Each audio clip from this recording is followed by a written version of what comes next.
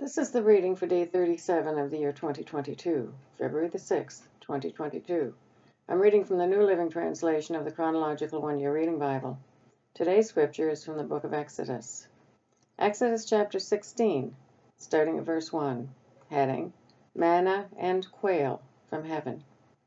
Then the whole community of Israel set out from Elim and journeyed into the wilderness of Zin, between Elim and Mount Sinai.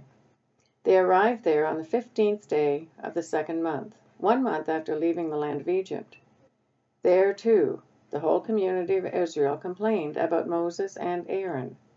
If only the Lord had killed us back in Egypt, they moaned. There we sat around pots filled with meat and ate all the bread we wanted. But now you have brought us into this wilderness to starve us to death.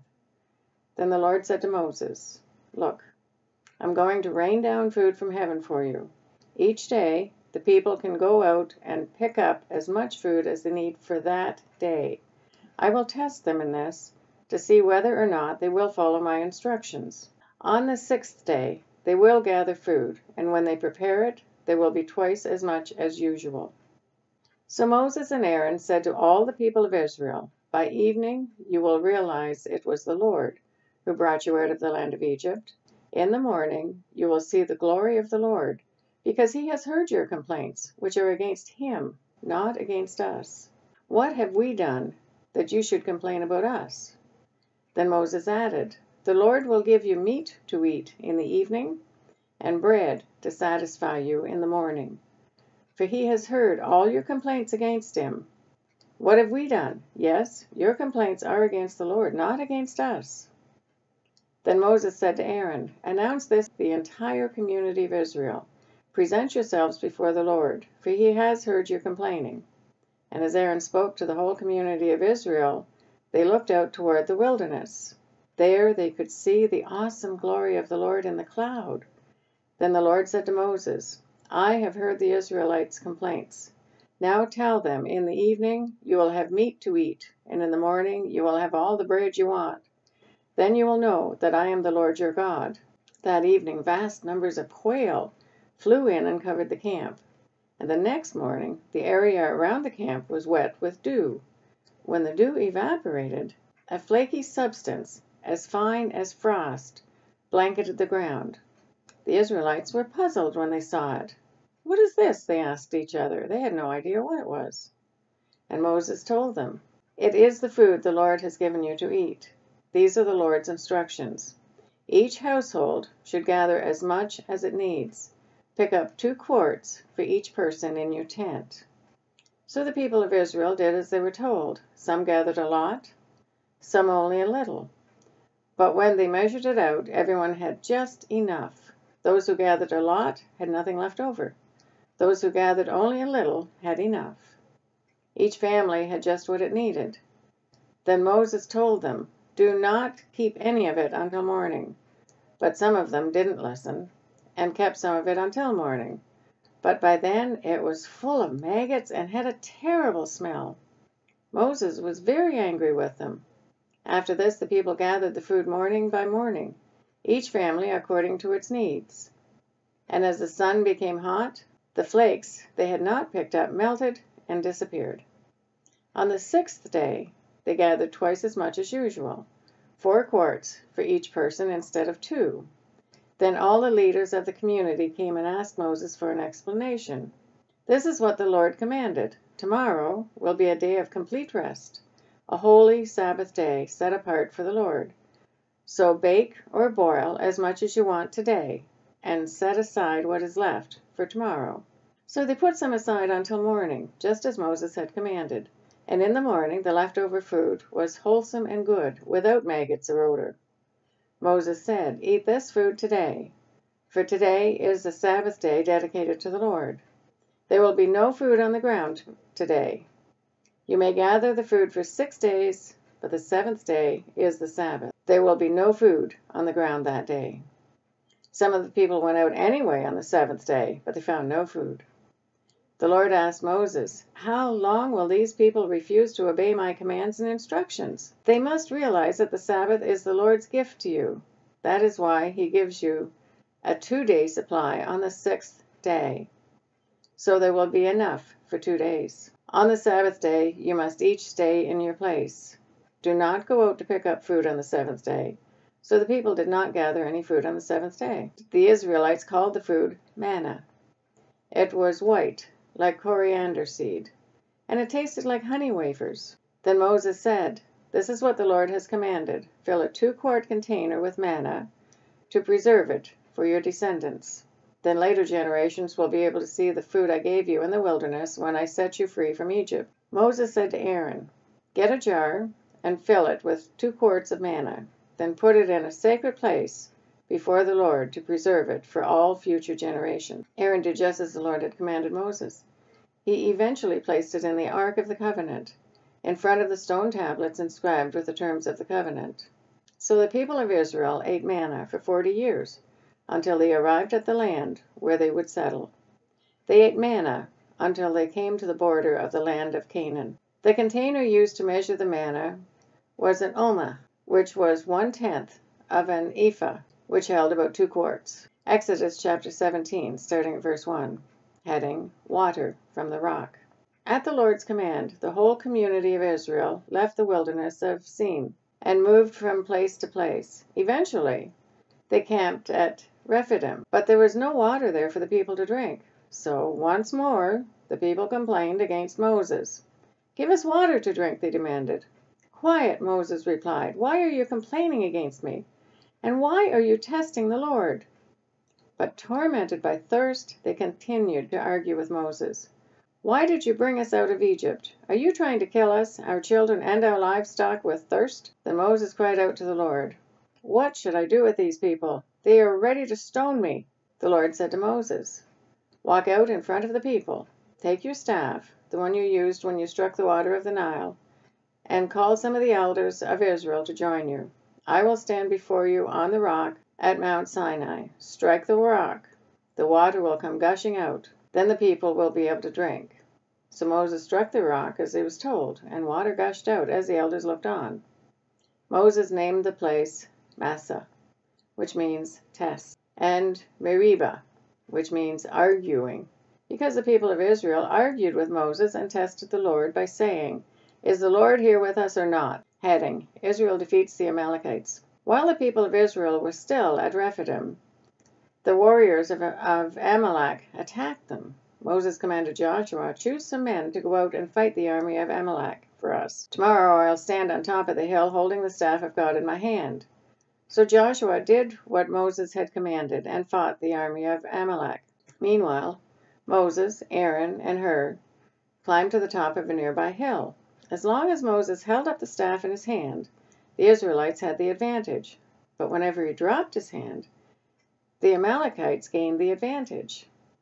Moses' arms soon became so tired he could no longer hold them up. So Aaron and Hur found a stone for him to sit on, and then they stood on each side of Moses, holding up his hands.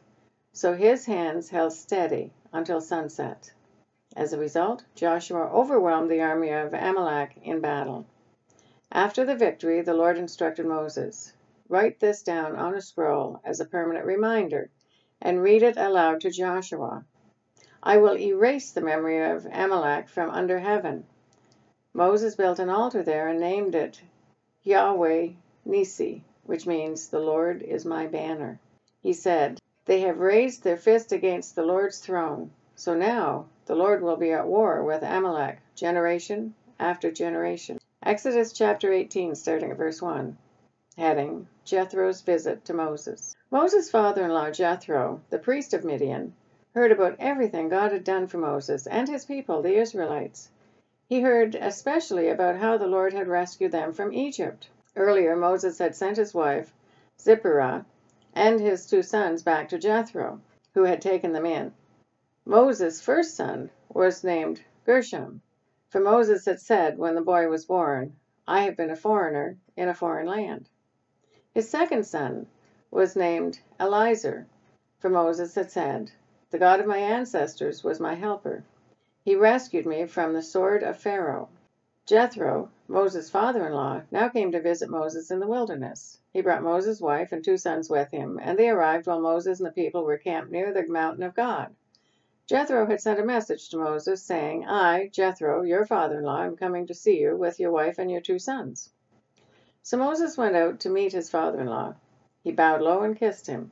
They asked about each other's welfare and then went into Moses' tent. Moses told his father-in-law everything the Lord had done to Pharaoh and Egypt on behalf of Israel. He also told about all the hardships they had experienced along the way and how the Lord had rescued his people from all the troubles. Jethro was delighted when he heard about all the good things the Lord had done for Israel as he rescued them from the land of the Egyptians. Praise the Lord, Jethro said, for he has rescued you from the Egyptians and from Pharaoh. Yes, he has rescued Israel from the powerful hand of Egypt.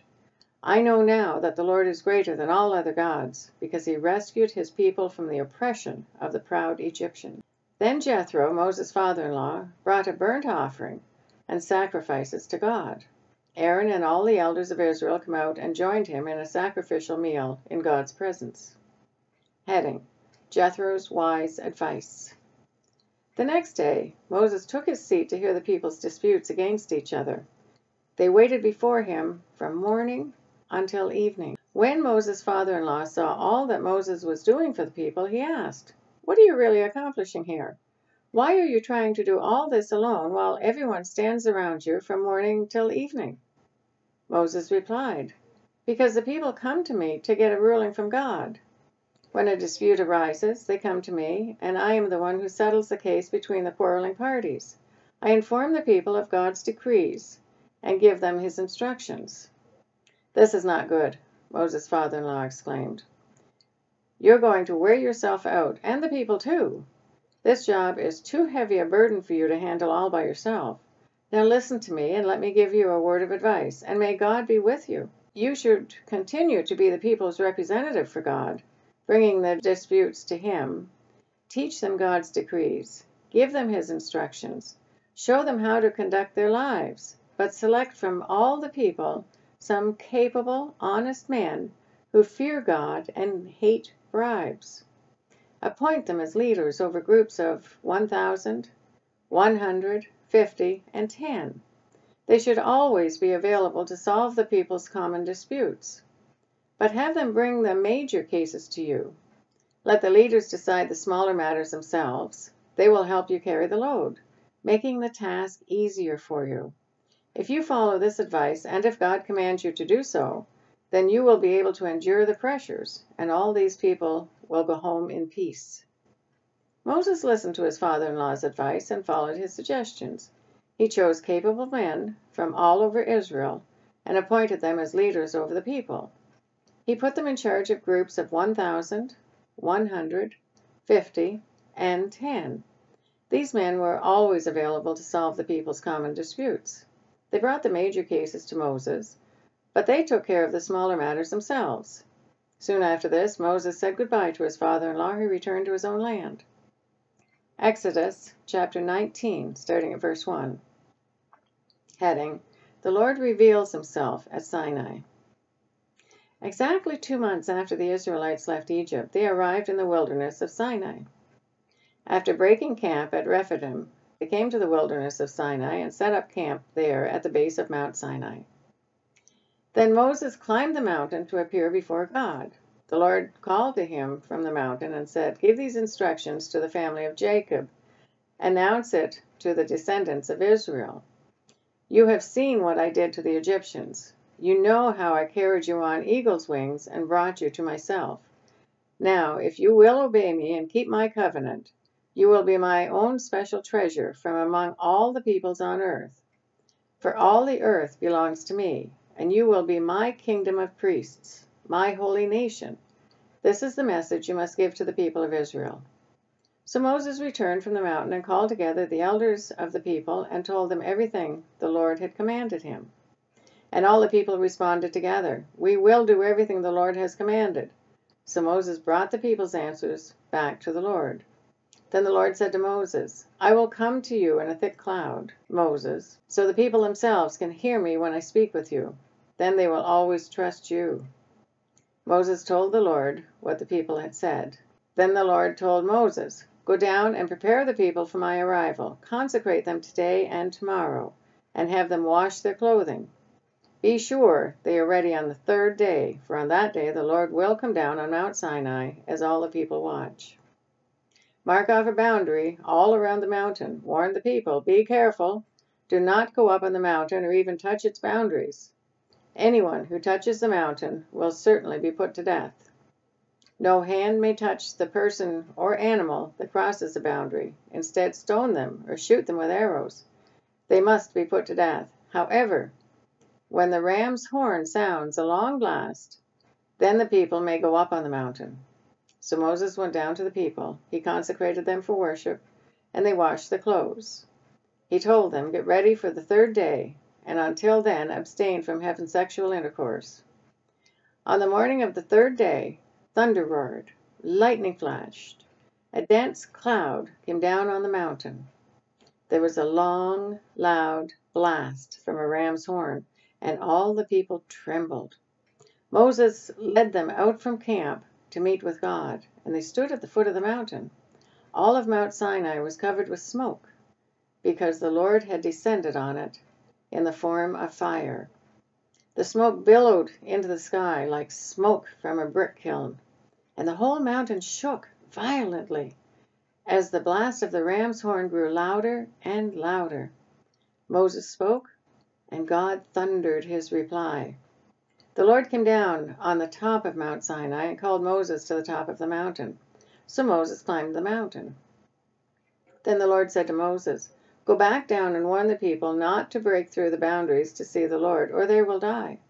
Even the priests who regularly come near to the Lord must purify themselves so that the Lord does not break out and destroy them." "But Lord," Moses protested, "the people cannot come up on Mount Sinai. You already warned us. You told me, mark off a boundary all around the mountain to set it apart as holy." But the Lord said, "Go down and bring Aaron back up with you. In the meantime, do not let the priests or the people break through to approach the Lord, or he will break out and destroy them." So Moses went down to the people and told them what the Lord had said. That is the reading for day 37 of 2022. God bless each and every one of you, and may God be with you until we meet again.